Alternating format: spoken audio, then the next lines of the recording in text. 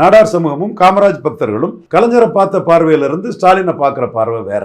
அதே மாதிரி தேவேந்திரகுல வேளாளர்கள் ஓட்ட கலைஞர் ஓசி ஓட்டா தான் பார்ப்பார். ஒரு திமுக கிளை செயலாளர் மகன் ஒருத்தர் ஒரு பிரபல பத்திரிகையில் எடிட்டராக இருந்தார், தமிழன் எக்ஸ்பிரஸ்.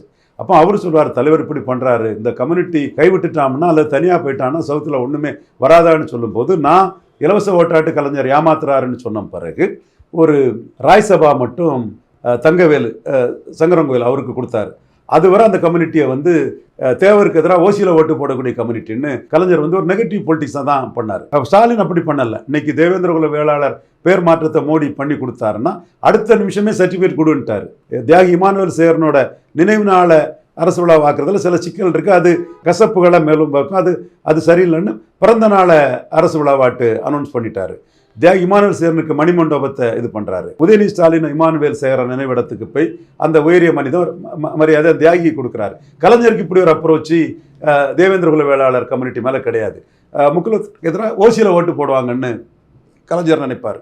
இப்படி பல சமூகங்கள் மத்தியில் இன்னைக்கு பிராமணர்கள் பாருங்க, மைத்ரேயம் ஆர்எஸ்எஸ்ல இருந்தவர் 3 முறை ஜெயலலிதா ராய்சபானவர் இன்னைக்கு எடப்பாடி ஜெயலலிதா இல்லைங்கிற ஒரு கருத்தில் அவர் திமுகவிலே சேர்ந்துட்டார். பிபி ராமன் அண்ணாவுக்கு கூட மெம்பராக இருந்தவர், சட்டத்தில் பெரிய இதில் திமுகவுக்கு இருந்தவர், லாயர்ஸ் ரோட்டில் அது பிபி ராமன் அவர் பேரில் சாலை வச்சுட்டார்.